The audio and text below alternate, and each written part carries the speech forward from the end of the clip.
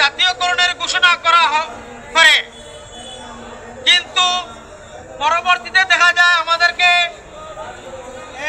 তার ক্ষমতা না থাকায় এমপিও মুক্তিকরণের জন্য নীতিমালা প্রণয়ন করে।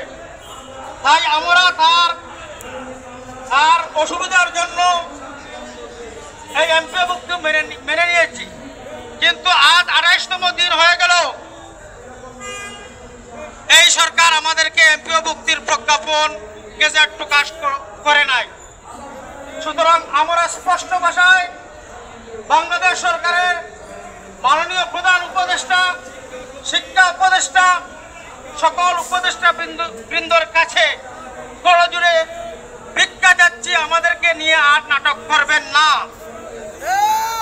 আমাদেরকে নিয়ে আর আপনারা প্রতারণা করবেন না।